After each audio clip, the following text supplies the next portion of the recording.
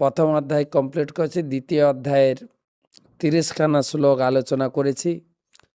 দ্বিতীয় অধ্যায়ের সেই সুন্দর মাহাত্ম্য যেটা আলোচনা আমরা করেছি, যে মা লক্ষ্মী এবং নারায়ণ, ভগবান নারায়ণ স্বয়ং লক্ষ্মী মাতাকে গীতার দ্বিতীয় অধ্যায়ের মাহাত্ম্য শুনিয়েছেন। আর সেই একই জিনিস শিব পার্বতীকে শুনিয়েছে। সেই কথা প্রসঙ্গে দেবশ্যাম নামে একজন দক্ষিণ দেশের পান্ডারপুরে একজন ব্রাহ্মণ বাস করতেন। হোম কার্য, পূজা পাঠ সব কিছুতে খুব সুনিপুণ ছিলেন এবং বেদ অধ্যয়ন যেভাবেই হোক দেবদেবীকে সন্তুষ্ট করার জন্য তার অত্যন্ত প্রয়াস, কিন্তু তার মনে কোনো সুখ ছিল না। বিভিন্ন জায়গা ভ্রমণ করেছেন, বিভিন্ন মহাত্মাদের চরণে পতিত হয়ে পরমাত্মা ঈশ্বরের সন্ধানেও ব্রতী হয়েছেন এবং জীবনের বহু সময় তিনি কাটিয়েও ফেলেছেন। একদিন ঘুরতে ঘুরতে এক সাধুর তিনি দর্শন পেয়েছিলেন। সাধু বাবাকে শান্ত এবং পদ্মাসনে গভীর ধ্যানে মগ্ন দেখে দেবশ্যাম চিন্তা করেছিলেন, ইনিই জগতে সব থেকে পূর্ণ শান্তি কামনায় আছেন। তার কাছে, তার চরণে প্রণাম করে ভগবান সম্বন্ধে পূর্ণ জ্ঞানের সন্ধান করতে লাগলেন। সেই যোগী তাকে, দেবশ্যামকে বললেন, দেখো তুমি এখান থেকে সোপুর চলে যাও, সেখানে একজন ছাগ পালক মিত্রভ্যান তোমার জীবনের আশা পূরণ করবেন। ঘুরতে ঘুরতে মিত্রভ্যানের কাছে পৌঁছালাম। একটা গভীর জঙ্গলের পেরিয়ে দেখলেন এক ব্যক্তি খুব শান্তভাবে এক পাথরের উপরে বসে আছেন, আর তার সামনে কিছু ছাগল নির্ভয়ে শান্তিতে ঘুরে বেড়াচ্ছিল এবং ছাগলের পাশে কিছু বাঘ, হিংস্র আদি জন্তু আছে। মৃদুমন্দ হাওয়া বইছিল। সেই বনের পরিবেশ অত্যন্ত স্নিগ্ধ, শীতল এবং সমীরণ বায়ুতে খুব মনোরম করে ফেলেছিল। দেবশ্যামের মন খুব শান্ত হলো সেই দৃশ্য দেখে। সে মিত্রভ্যান যে গভীর ধ্যানে একটা পাথরের উপর বসেছিলেন, তার কাছে গিয়ে জানতে চাইলেন তিনি কিভাবে, যে আমি কিভাবে কৃষ্ণ ভক্তি লাভ করতে পারি। দেবশ্যাম বললেন যে, হে পণ্ডিত। দেবশ্যাম মিত্রভ্যান বলছেন যে, বহু পূর্বে যখন আমি বনে ছাগ চড়াচ্ছিলাম, একবার দেখলাম আমার ছাগের পালে বাঘ পড়েছে, আর বাঘ আসতে থেকে ছাগলে এদিক সেদিক ছোটাছুটি করছে। আমিও ভয়ে দৌড়ে পালিয়ে গেলাম। হঠাৎ দেখলাম বাঘ আমার একটি ছাগলকে ধরে ফেলেছে, কিন্তু একটা আশ্চর্যজনক ঘটনা ঘটে গেল সেই মুহূর্তে। কি না, বাঘটা ছাগলটাকে খাচ্ছে না। ছাগল বলছে বাঘকে, তুমি খাদ্য পেয়েও কেন আমাকে ভক্ষণ করছো না? আমাকে হত্যা করো, মহাতৃপ্তিতে আমার মাংস খাও, দ্বিধা করছো কেন? বাঘটা বলছে, কি জানি প্রিয় ছাগ, এই স্থানে আসার পরে আমার জীবনের যত ক্রোধ, ক্ষুধা, তৃষ্ণা সব মিটে গেছে। ছাগলটাও বলছে, হ্যাঁ সত্যি, আমিও যখন এখানে এলাম না, তখন আমারও কোনো ভয় লাগছে না, নির্ভীক, আমি যেন শান্তি বোধ করছি। তোমার জানা থাকলে বলো তো এর কারণটা কি? বলতে বলতে দেখছেন দূরে আমি বসে আছি, তারা আমার কাছে এলো। বলে, চলো ওই লোকটার কাছে জিজ্ঞাসা করবো।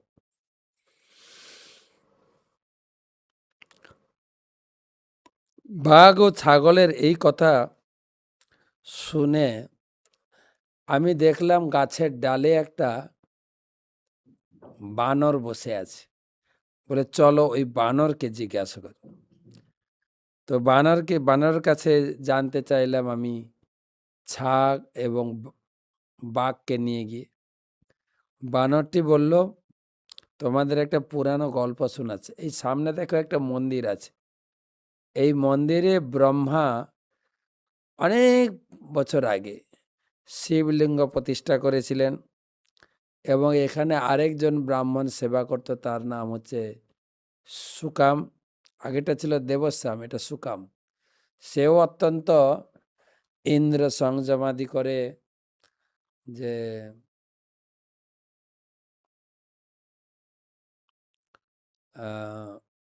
শিব ঠাকুরের পূজা করত। নদী থেকে পবিত্র জল, ফুল, ফল, পাতা, দুর্বা ঘাস দিয়ে সুন্দরভাবে ইন্দ্র সংযম করে সে অত্যন্ত নিষ্ঠা সহকারে এই শিব পূজা করত। তো এখানে বহুদিন সে বাস করেছিল। একদিন এখানে আরেক সাধু এলো। সাধুকে পেয়ে খুব আনন্দিত সাধু সেবা, এবং সাধুকে বলছেন, আমার এতদিনের ইন্দ্র সংযম তপস্যার ফল পেলাম, আপনার মতো সাধু দর্শন পেয়েছি। তখন তার সেই বিনয় বাক্যে, সুকামের বিনয় বাক্যে সাধু সন্তুষ্ট হয়ে বলছেন, তোমাকে একটা কথা বলছি শোনো। একটা পাথর নিয়ে আসো। পাথরে ভগবদ্গীতার 2য় অধ্যায়টি লিপিবদ্ধ করেছে এবং বললেন, তুমি প্রতিদিন এই 2য় অধ্যায় পড়বে, তাহলে তোমার জীবনের সমস্ত প্রাপ্তি তুমি এখান থেকে লাভ করবে। আবৃত্তির প্রথম দিন থেকেই ক্ষুধা তৃষ্ণা অনুভব দূর হয়ে গেল। তো এই স্থানে এই কঠোর সংযম ভক্তিপূর্ণ ক্রিয়াদি সম্পাদনের জন্য যেই এখানে পদার্পণ করে তার ক্ষুধা তৃষ্ণা সব মিটে যায়। মিত্রভানু বলল, দেবশ্যামের এই বানরের অত্যাশ্চর্য কাহিনী শেষ করার পর আমি বাঘ ও ছাগলের সঙ্গে মন্দিরে গেলাম। দেখলাম 2য় অধ্যায়টি লিপিবদ্ধ আছে একটা পাথরে। প্রতিদিন সেই অধ্যায়গুলো পাঠ করি, অচিরেই কৃষ্ণ ভক্তি লাভে সক্ষম হয়েছিলাম। তুমিও 2য় অধ্যায় পাঠ করো, তাহলে তোমার সমস্ত আশা এবং কৃষ্ণ ভক্তি লাভে তুমিও শুদ্ধ হবে। এইভাবে দেবশ্যাম সেখান থেকে ফিরে এসে প্রতিদিন ভগবদ্গীতার 2য় অধ্যায় পাঠ করত। এইভাবে সে পূর্ণ কৃষ্ণ ভক্তিতে পরিপ্লুত হয়েছিল। তাই 2য় অধ্যায়টা প্রতিদিন পড়া উচিত। তো আমরা 2য় অধ্যায়ের 30 পর্যন্ত শ্লোক পড়েছিলাম, যেখানে আমরা আলোচনা করেছি প্রথম 10টি শ্লোকে অর্জুন ভগবান কৃষ্ণের কাছে দীক্ষা গ্রহণ করলেন এবং দীক্ষা গ্রহণ করার পরে ভগবান কৃষ্ণ থেকে আত্মতত্ত্ববিদ্যা দান করলেন। আত্মতত্ত্ববিদ্যা, আমি দেহ নই আত্মা, যে আত্মা কখনো নষ্ট হয় না, আত্মা হচ্ছে অবিনাশী আর দেহ হচ্ছে বিনাশী। ভগবান বুঝাতে চাইলেন এই জগতে সবাই দেহ চর্চায় মগ্ন, কিন্তু এই দেহ তো থাকবে না। যত প্রকারের দেখা গেছে যে জীবনে যত প্রকার, আগেকার দিনে ডক্টর চিকিৎসা তো উন্নত ছিল না, তখন হয়তো লোক মারা যেত, এখন তো আগে মারা যাচ্ছে। হ্যাঁ, সুতরাং আত্মা নিয়ে এই আত্মতত্ত্ব জ্ঞান 11 থেকে 30 পর্যন্ত প্রদান করলেন। বৈদিক সিদ্ধান্ত, তারপরে কি বলে লজিক, বৈজ্ঞানিক সিদ্ধান্ত, তর্কবাদ, ভোগবাদ বৈভাষিক, লোকায়তিক সব সিদ্ধান্ত দিয়ে ভগবান বুঝিয়েছেন নিত্য বস্তুর বিনাশ নেই, মানে আত্মা কেউ বিনাশ করতে পারবে না, আর অনিত্য বস্তুর স্থায়িত্ব নেই। অর্থাৎ তসমাৎ সর্বাণী ভূতানি নতং সচতুর, অর্থাৎ কারোর মৃত্যুতে শোক করা উচিত নয়, ভগবান বলে দিয়েছে। এখন তার পরবর্তী আলোচনা 31 থেকে 38 ভগবান বুঝাচ্ছেন। এটাতে গেল বৈদিক সিদ্ধান্ত, শাস্ত্রে বলা হয়েছে। কিন্তু আরেকটা বিষয় হচ্ছে আমাদের কর্তব্যবোধ। প্রত্যেকের একটা নিজস্ব কর্তব্যবোধ আছে। এই কর্তব্যবোধটাও আমাদের মেনটেন করা অত্যন্ত উচিত। তোমার জন্ম ক্ষত্রিয় কুলে হয়েছে, এই পাপ টাপ বিচার করে যুদ্ধ এড়িয়ে গেলে হবে না, কিন্তু যুদ্ধ তোমাকে করতেই হবে। কেন না স্বধর্মমপি চাবেক্ষ ন বিকন্তুমর্হসি ধর্মাব্ধি যুদ্ধাশ্রেয় অন্যাৎ ক্ষত্রিয় অশ্ব ন বিদ্যতে। ক্ষত্রিয় যে ক্ষত থেকে রক্ষা করে, তোমার ক্ষত্রিয় কুলে জন্ম, তুমি যদি যুদ্ধ করো এর থেকে বড় পুণ্য আর কিছু হতে পারে না। যুদ্ধে লোক মারা গেলে ক্ষত্রিয়ের পাপ হয় না। যেরকম দেখেন, আপনি যদি কাউকে মারেন, খুন করেন, পাপ। কিন্তু যিনি যিনি দেশ রক্ষার সৈনিক, কোনো দুর্বৃত্তকে যদি সে মারে, তার পাপ হবে না, কিন্তু বরং পুণ্যের ভাগিদার হবে। হ্যাঁ, ভগবান বললেন তোমারও সেই, তোমার ক্ষত্রিয় কুলে জন্ম, তোমাকে তো যুদ্ধ করতেই হবে। ভগবান হয়তো আপনি বলতে পারেন আত্মতত্ত্ববিদ্যাটা এত কঠিন লাগলো, এবার কর্তব্যবোধে আসেন। যারা ম্যানেজমেন্ট করছি আমরা, যে আমি বেশি কিছু বলবো না, যদি আমি তার কাছে খারাপ হয়ে যাই। আরে খারাপ হওয়ার প্রশ্ন আসে না, কর্তব্য। আমি মুখ বুজে থাকবো, যে অন্যায় করছে করুক, আমার বৈষ্ণব অপরাধ হয়ে যাবে না। না, দায়িত্ব আছে আপনার, মানুষকে শোধরানো, শাসন করা, কর্তব্য তো আপনার। তাই তোমার ক্ষত্রিয় হিসাবে যুদ্ধ করা উচিত। তো এইখান থেকে আমরা আলোচনা করব। প্রথমে গুরুদেবের চরণে প্রণাম জানিয়ে তার আশীর্বাদ প্রার্থনা করি। নমং বিষ্ণুপাদায় কৃষ্ণপৃষ্ঠায় ভূতলে শ্রীমতে জয়পতাকা স্বামী নীতি নামিনে। নম আচার্য পাদায় নিতাই কৃপা প্রদায়িনে গৌরকথা ধামদায় নগর গ্রাম।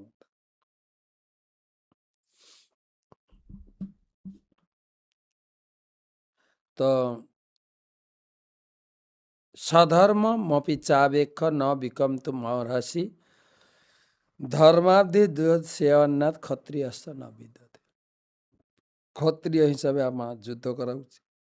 যদৃচ্ছয়া চপপন্যম স্বর্গদ্বার অপাবৃতম সুখিনা ক্ষত্রিয়া সাম পার্থ লভন্তে যুদ্ধমিদৃশম। ভগবান অর্জুনকে উৎসাহিত দিচ্ছেন। যদৃচ্ছয়া, তোমার একটা এখানে সুযোগ আছে, কিন্তু কার সঙ্গে যুদ্ধ করতে যাচ্ছ? ভীষ্মদেবের সঙ্গে। এ আচানক তোমার হাতে এসে গেছে। ধরুন আপনি টুকটাক ক্রিকেট খেলেন, কোনো ক্রমে সচিন তেন্ডুলকরের সঙ্গে আপনার খেলার সুযোগ এসে গেল। আরে জিতবো হারবো তো পরের কথা, প্রথমে তো পর্দায় এসে যায়। সেটাই শুনে ভগবান উৎসাহ দেয়। কার সঙ্গে যুদ্ধ করতে যাচ্ছ? ভীষ্মদেবের সঙ্গে। হ্যাঁ, এই একটা মহান সুযোগ। কিন্তু অথচেত্তমিমম ধর্মম সংগ্রামম ন করিষ্যসি তত সধর্মম কীর্তি চ হিত্য পাপম অবশ্যসি। তুমি যদি ধর্মযুদ্ধ না করো তাহলে পাপ ভোগ করবে। অর্জুন কিন্তু প্রশ্ন করেছিলেন যুদ্ধ করলে পাপ হবে, ভগবান বুঝালেন যুদ্ধ না করলে পাপ, কেন তোমার কর্তব্য, তোমার ক্ষত্রিয় হিসাবে তোমার কর্তব্য। কর্তব্যের অবহেলাতে পাপের ভাগীদারি হতে হবে। আমরা ছোটবেলায় একটা গল্প শুনেছিলাম যে মাসির একমাত্র একটা ছেলে ছিল, সে এতই দুর্বৃত্ত হয়ে উঠেছিল, ধীরে ধীরে ধীরে ধীরে তার ফাঁসি পৌঁছে গেল, ফাঁসিতে ঝুলবে, অর্ডার হয়ে গেছে। তার এই দুষ্কর্মের প্রতিকার হচ্ছে ফাঁসি। তাকে জিজ্ঞেস করা হচ্ছে যে তুমি তো ফাঁসিতে উঠবো, তোমার মৃত্যু হবে, তোমার শেষ কোনো অভিলাষ থাকলে আমরা পূরণ করব। তখন বলছেন, হ্যাঁ আমার একটা শেষ অভিলাষ, আমি একটু মাসির সঙ্গে দেখা করতে চাই। মাসি এসছেন, মাসির সঙ্গে বলছে, মাসি তোমার কানে কানে একটা কথা বলবো। কানে কথা বলতে গিয়ে কানটা কামড় দিয়ে কেটে নিয়েছে। এ কি করলে তুমি? বলছে, মাসি আমার আজকে ফাঁসির জন্য তুমি দায়ী। আমি যে খারাপ কাজ করে গেছি তুমি তো কোনোদিন আমাকে শুধরাওনি, একদিনও তুমি আমাকে ডেকে শুধরাওনি যে তোমার এটা করা উচিত নয়। তাই কর্তব্য, তুমি যদি যুদ্ধ না করো পাপ হবে। অকীর্তিন চাপি ভূতানি কথয়িষ্যন্তি তেহব্যয়ম সম্ভাবিতস্য চাকীর্তি মরণাৎ অতি রিচ্যতে। আরেকটা কথা মনে রাখো, তুমি যদি যুদ্ধ না করে যুদ্ধক্ষেত্র ছেড়ে পালিয়ে যাও, তোমার সবাই সুনাম করবে না কিন্তু, যে অর্জুন দয়া করে আমাদের রাজ্যটা দিয়ে চলে গেল, দেখো অর্জুন কত ভালো না। সবাই তোমার বদনাম করবে। কি বলবে জানো? ভয়াত রণাত উপরতম মৎসন্তে তং মহারথা যেসাম চ তং বহুমত ভূত্যা যাস্যসি লাঘবম। যে সমস্ত মহারথীরা তোমাকে সম্মান করত, তারা কি বলবে জানো? যে অর্জুন কি এমনি পালিয়ে গেছে? না, ভয়ে ভয়ে পালিয়ে গেছে। আমাদের এত যোদ্ধা দেখে অর্জুন ভয়ে পালিয়ে গেছে। আর কি? অবাচ্য বাদাংশ বহুন বদিসন্তি তবাহিতা নিন্দস্ত তব সামর্থম তত দুঃখ নরুন্ত কিম। তারা সবাই দুর্নাম করবে তোমার, সেই দুর্নাম তুমি সহ্য করবে কি করে? দুর্নাম সহ্য করার থেকে মৃত্যুদণ্ড আরো ভালো। একটা উদাহরণ দিই। মহাভারতে যুদ্ধ প্রায় শেষ যুদ্ধ। এখন শেষে দুর্যোধনকে খুঁজে পাওয়া যাচ্ছে না। যুদ্ধক্ষেত্রে কোথায় গায়েব হয়ে গেল। যুধিষ্ঠির মহারাজ জিজ্ঞেস করছেন, কৃষ্ণ তুমি তো জানো যে দুর্যোধন কোথায় গেছে? বলে, হ্যাঁ আমি জানি, ভীমকে দেন, আমরা দুজন মিলে খুঁজি। ভীমকে নিয়ে গেছেন। ব্রহ্মকুণ্ডর তীরে পৌঁছে কৃষ্ণ বলছেন, আপনি একটু ব্রহ্মকুণ্ডের জলে আচমন করুন। ওং কেশবায় নমঃ, ওং মাধবায় নমঃ, ওং গোবিন্দায় নমঃ, ওং অপবিত্র পবিত্র বা সর্বাবস্থাম গতোপি বা যস্মরেত পুণ্ডরিকাক্ষং সবাজ্যভ্যন্তর শুচি অং পবিত্র অং পবিত্র অং পবিত্র। পবিত্র হয়ে আসনে বসলেন। বলে, আমি এখন মন্ত্র বলবো, আপনি সেই মন্ত্র জোরে জোরে উচ্চারণ করবেন, ঠিক আছে? বলছে, হ্যাঁ। বলুন, কাপুরুষ, কুলাঙ্গার, হিম্মত থাকে তো সামনে আসো, কেন ভয়ে লুকিয়ে আছো? বংশের কোলাঙ্গার কথাকার, হিম্মত থাকে উঠে এসে লড়াই করো। ক্ষত্রিয় অধম কথাকার, এই তোমার পরিচয়? জোরে জোরে জোরে জোরে গালি দিচ্ছে। আর ভীম আরো জোরে জোরে বলছে। আর দুর্যোধন জলের ভিতরে লুকিয়েছিল।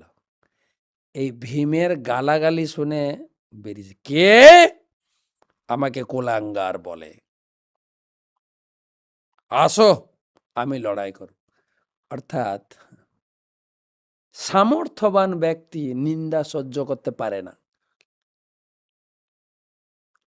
যারা সামর্থ্যবান নয়, ঠিক আছে, अरे बोलने वाले के बोलने दो, बोलने वाले को बोलने दो, শুননে वाले को শুননে दो। ওরা ওদের মতো বলুক না, আমরা আমাদের জায়গা থাক। কিন্তু তোমার মতো একজন পরাক্রমশালী মহারথী নিন্দা তুমি সহ্য করবে কি করে? তাই বেটার আমি যেটা বলছি, অস্ত্র উঠাও, যুদ্ধ করো, ঠিক আছে। হতো বা প্রাপ্স্যসি স্বর্গম জিত্যা বা ভক্ষসে মহিম তস্মাৎ উত্তিষ্ঠ কৌন্তেয় যুদ্ধায় কৃত নিশ্চয়। হে কুন্তিপুত্র, যুদ্ধ করো, জয়ী হলে স্বর্গে লাভ, জয়ী হলে সিংহাসন লাভ, রাজ্য লাভ, আর মৃত্যু হলে স্বর্গ লাভ। এতে লস নেই, যুদ্ধ করলে লস নেই, যুদ্ধ না করলে লস হবে। সবাই তোমার নিন্দা করবে আর রাজ্য তো হারাবেই। তাই যুদ্ধ করো, উভয় ক্ষেত্রে লাভ, জিতলে রাজ্য, মরলে স্বর্গ। অর্জুন এমন পর্যায়ে পৌঁছে গেছিলেন, অর্জুন বলছেন আমার রাজ্যও লাগবে না, স্বর্গও লাগবে না, আমি যুদ্ধ করবই না।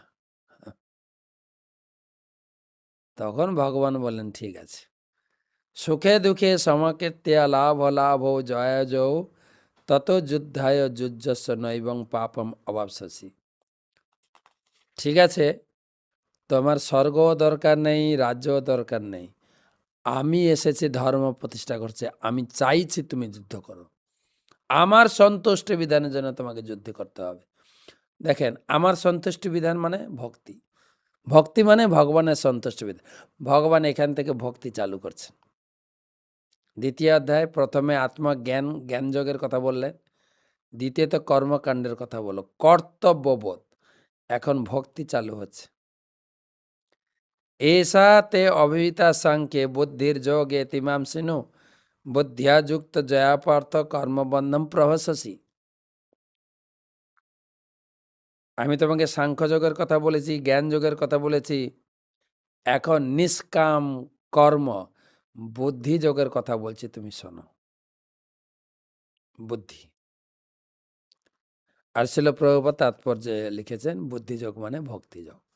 বুদ্ধি বুদ্ধি বুদ্ধি কথাটি 9 বার উচ্চারণ করেছেন। এবারে ভক্তিযোগ শুরু হচ্ছে। নেহাভিক্রমণা স্বস্তি পত্যাবায় ন বিদ্যতে স্বল্পমপস্য ধর্মস্য ত্রায়ত মহত। কৃষ্ণ বলছেন ভক্তিযোগের কথা তোমাকে কি বলবো, ভক্তিটা এত লাভদায়ক, কিঞ্চিত মাত্র কেউ যদি ভক্তি করে তার লস নেই। আমরা সমাজে দেখি না, কেউ মায়াপুরে এলো, ভালো লাগলো, জব করলো, তার ভালো লাগলো, ঘরে গিয়ে নিরামিষ খাবো, আবার ঘরে গিয়ে ছেড়ে দিল। এই যতটুকু করলো, 1 দিন 2 দিন 1 ঘন্টা, ও লস হবে না, কিন্তু মৃত্যুর সময় কাজে লাগবে। মহাভয় থেকে উদ্ধার করে। যামি ব্যবসায়িত্মিকা বুদ্ধি একেহ কুরু নন্দন বহু শাখা হনন্তাশ্চ বুদ্ধয় ব্যবসায়ী নাম। এই ভক্তিপদ অবলম্বন করলে তুমি শান্ত হবে, ধীর হবে। আর যারা ভক্তিপথ অবলম্বন না করে অন্যান্য ধর্ম করে, পূজা পাঠ ধর্ম যাজনা করে, দেবদেবীর পূজা করে, তাদের গতি কি? যাম ইমাম পুষ্পিতাম বাচম প্রপদ্যন্তি অপরিপস্থিত বেদবাদরতা পার্থ নান্য দস্তি নিবাদিন কামাত্মনা স্বর্গপরা জন্ম কর্ম ফলপ্রদাম ক্রিয়া বিশেষ বহুলাম ভগৈশ্বর্য গতিম পতি। তাদের কামনা বাসনের দ্বারা তারা খুব চঞ্চল, তারা শান্ত হতে পারে না। চৈতন্য চরিতামৃতে বলছেন ভক্তি মুক্তি সিদ্ধিকামী সকলই অশান্ত। কৃষ্ণ ভক্ত নিষ্কাম অতএব শান্ত। তারা শান্তি লাভ করে না। তারা কি হয়? ভগ ঈশ্বর্য প্রসক্তা নাম তয়া অপহৃত চেতসাম ব্যবসায়িত্মকা বুদ্ধি সমাধৌ ন বিধিবত। ভোগের প্রভাবে অপহৃত চেতসাম, তাই বুদ্ধিটা হারিয়ে যায়, চেতনা হারিয়ে গেছে ভোগবাদের ফলে, তারা স্থির নয়। ত্রৈগুণ্য বিষয়া বেদা নিস্ত্রৈগুণ্য ভাবার্জুন নির্দ্বন্দ্ব নিত্য সত্যস্থ নির্জঙ্গ ক্ষেম আত্মবান। বেদে সাধারণত তিন গুণের কথা বলা হয়েছে। 3 গুণ। বেদের শিক্ষা 3 গুণের দ্বারা দূষিত। তাই বেদের অনুসরণে চলো না। বেদের সার ভাগবতম বা গীতার ভক্তি অনুযায়ী তোমার জীবনকে পরিচালিত করো। যাবান অর্থ উদোপানে সর্বত সম্প্লুতোদকে তাবান সর্বেষু বেদেষু ব্রাহ্মণস্য বিজানত। ভক্তি করলে তোমার সমস্ত আশা পূরণ হয়ে যাবে। যেরকম এক একটা প্রাপ্তির জন্য এক এক দেবদেবীর লোকে পূজা করে। বিদ্যার জন্য সরস্বতী, পদের জন্য ব্রহ্মা, বৃষ্টির জন্য ইন্দ্র, জ্ঞানের জন্য সোম, ভিন্ন ভিন্ন। কিন্তু কেউ যদি কৃষ্ণের পূজা করে তার সমস্ত আশা পূর্ণ।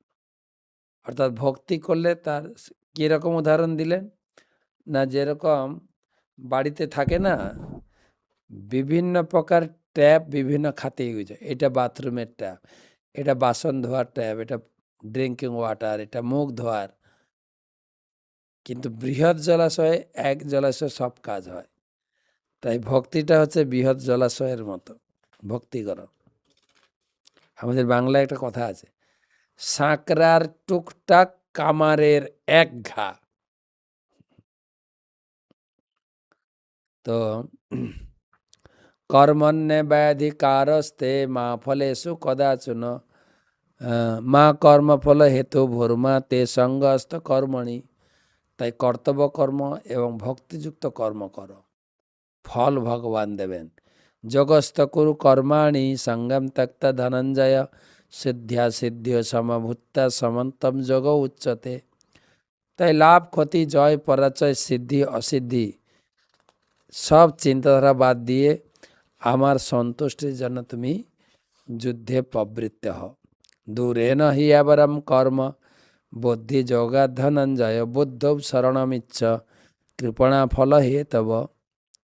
কৃপণ লোকেরা কেবল আমি খাটছি আমি খাবো এই ভাব করে, কিন্তু ভক্তিযোগে ব্যক্তি কেবল কর্তব্যবোধে এবং ভগবানের সন্তুষ্ট বিধানের জন্য কর্ম করবেন। বুদ্ধিযুক্ত জহাতি ইহ উভে সুকৃত দুষ্কৃতে তস্মাৎ যোগায় যুজ্জস্ব যোগ কর্ম সুকৌশলম। এটা হচ্ছে কর্মের সুকৌশলম। কর্মের আসল ফল কি করে পাবো? কর্মজং বুদ্ধিযুক্ত হি ফলম তক্তা মনীষিণ জন্মবন্ধ বিনির্মুক্ত পদম গচ্ছন্ত অনাময়ম। তাই ভক্তিযোগে যুক্ত হলে তুমি পরম পদ লাভ করতে পারবে, যেটা অন্য কিছুতে তুমি প্রাপ্ত হতে পারবে না। আর এটা তুমি বুঝতে পারবে ধীরে ধীরে যখন ভক্তিতে তুমি গভীরে প্রবেশ করবে। যদা তে মোহ কলিলম বুদ্ধির ব্যতীতরিষ্যসি তথা গন্তাভি নির্বেদম শতবৎস শ্রুতশ্চ। ভক্তি করতে করতে তোমার যখন মোহরূপ গভীর অরণ্যকে অতিক্রম করে, মোহ সংসার ব্যাংক ব্যালেন্স বিষয় সম্পত্তির মোহ কাটিয়ে যখন একটু এগোবে, তখন এই জিনিসটা আরো পরিষ্কারভাবে তুমি উপলব্ধি করবে। শ্রুতি বিপ্রতিপন্যাতে যদা হাস্যতে নিশ্চলা সমাধ অবচলা বুদ্ধি তদা যোগম অবাপসি। এবং বেদের এই আকর্ষণীয় ভাষা, স্বর্গে যাবে, ভোগ করবে, এগুলো যখন অতিক্রম করে ভক্তিটা তখন সঠিকভাবে হবে। ভক্তির বর্ণনা শেষ করলেন। অর্জুন তখন প্রশ্ন করলেন, অর্জুন উবাচ স্থিতপ্রজ্ঞস্য কা ভাষা সমাধিতস্য কেশব স্থিতধি কিম প্রভাসেত কিমা সেত বজেত কিম।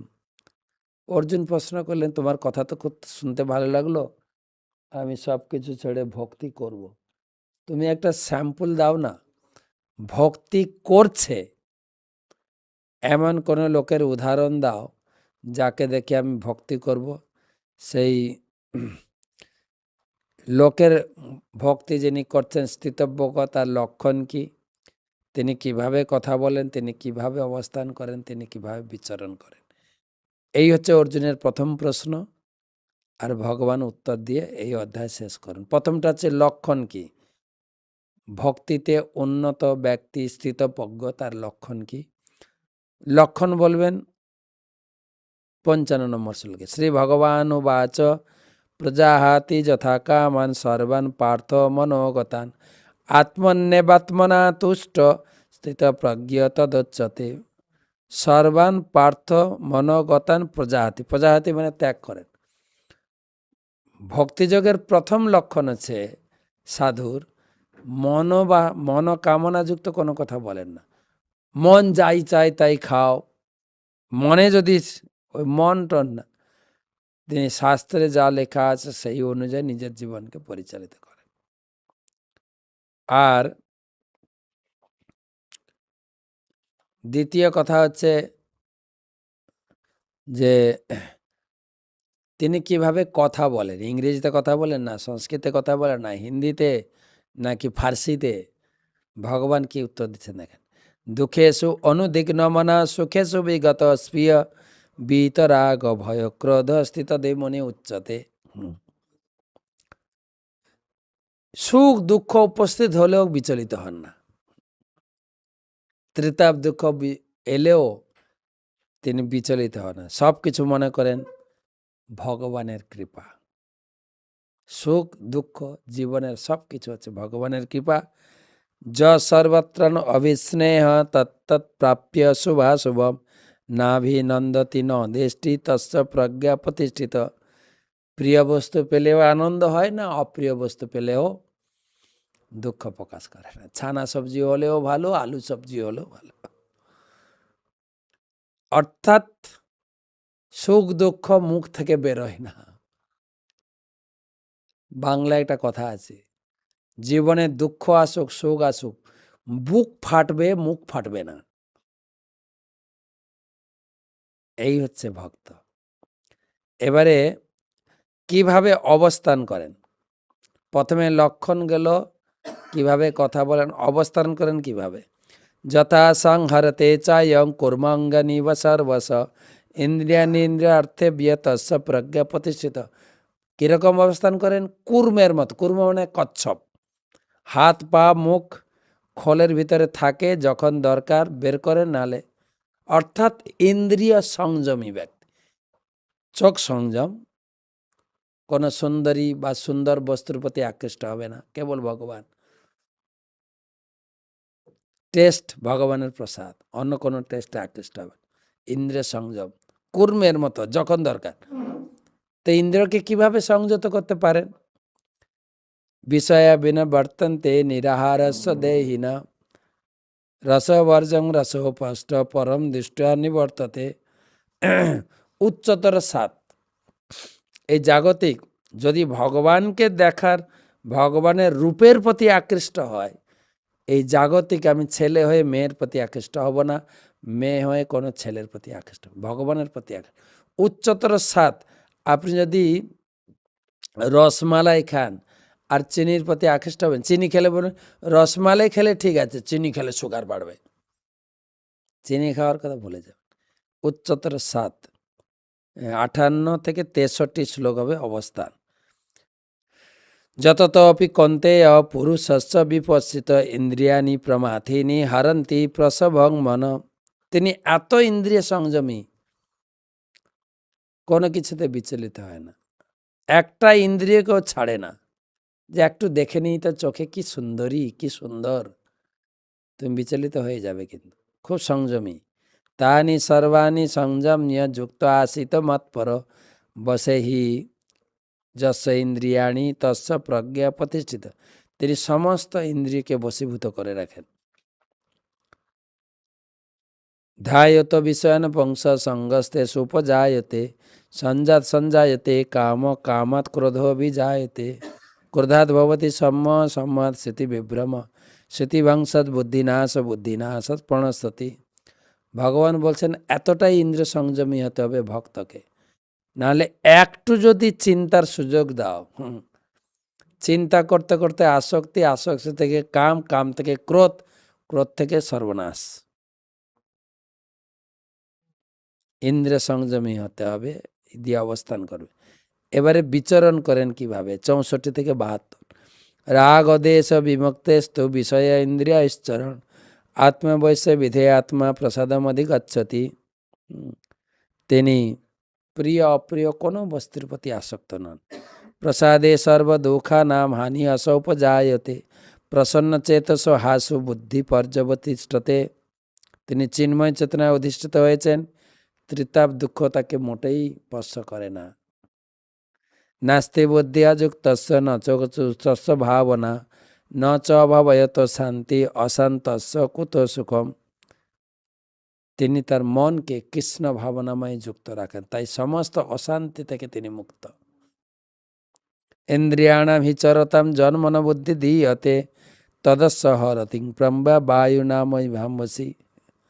যেরকম দ্রুতগামী বায়ু নৌকাকে দ্রুত ভাসিয়ে নিয়ে যায়, একটি ইন্দ্রিয় যদি এদিক সেদিক হয়ে যায় তাহলে বিচলিত হতে পারে, তাই সমস্ত ইন্দ্রিয়কে তিনি সংযত রাখেন। তস্মাৎ যস্য মহাবাহ নিগৃহীতানি সর্বস্ব ইন্দ্রিয়াণি ইন্দ্রিয়ার্থেভ্য তস্য প্রজ্ঞা প্রতিষ্ঠা। সমস্ত ইন্দ্রিয়কে তুমি গুটিয়ে রাখেন। যা নিশা সর্বভূতানাম তৎসম জাগর্তি সংযমী যশম জাগর্তি ভূতানি সা নিশা পশ্যত মনে। এই যে চিত্তবজ্ঞ বা ভক্ত জাগতিক লোকের চিন্তাধারা থেকে সম্পূর্ণ বিপরীত, দিন রাতের সমান ভগবান বুঝালেন। হ্যাঁ, জাগতিক লোক চিন্তা করে এই সাধুরা নিরামিষ খেয়ে থাকে কি করে, দিন রাত জেগে জেগে হরিনাম করে। আর সাধুরা চিন্তা করে ওরা এই দুর্গন্ধ জিনিসগুলো খেয়ে থাকে, সব দুর্গন্ধ, মাছ দুর্গন্ধ, মাংস দুর্গন্ধ, মদ দুর্গন্ধ, নেশা দুর্গন্ধ, সব দুর্গন্ধ। তাই জাগতিক লোকের চিন্তাধারা ভক্তের চিন্তাধারার সঙ্গে মিল হয় না, দিন রাতের পার্থক্য। শেষের দিকে আপূর্যমানম অচল প্রতিষ্ঠম সমুদ্রমাপ প্রবিশন্তি যদ্দৎ তদ্দৎ কামাজং প্রবিশন্তি সর্বে সশান্তিম আপনতি ন কামকামী। যেরকম প্রচুর পরিমাণে নদীর জল সমুদ্রে প্রবেশ করলেও সমুদ্র বিচলিত হয় না, তাই এই শুদ্ধ ভক্ত বা স্থিতপ্রজ্ঞ বিভিন্ন কামনা বাসনার প্রলোভন এলেও কিছু করতে পারে না তাকে। বিহায় কামান যশর্বান পুমাম চরতি নিষ্প্রিয় নির্মম নিরহংকার সশান্তিম অধিগচ্ছতি। সমস্ত প্রকার কামনা পরিত্যাগ করে তিনি মমত্ব বোধ রহিত নিরহংকার নিষ্প্রয় হয়ে শান্তিভাবে বিচরণ করেন।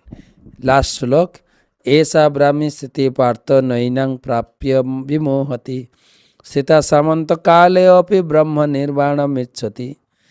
এই প্রকার ব্রাহ্মী স্থিতি যিনি লাভ করেন তিনি সমস্ত প্রকার মোহ আসক্তি থেকে মুক্ত। ইতি ভগবদ্গীতার বিষয়বস্তু সারমর্ম পরিবেশিত বিষয় সাংখ্যযোগ নামক ভগবদ্গীতার দ্বিতীয় অধ্যায়ের ভক্তিবেদান্ত তাৎপর্য। এই দ্বিতীয় অধ্যায় থেকে কালকে তৃতীয় অধ্যায় পড়ব। আমি সকলকে অনুরোধ করবো, আশা করি বই নিয়ে বসছেন,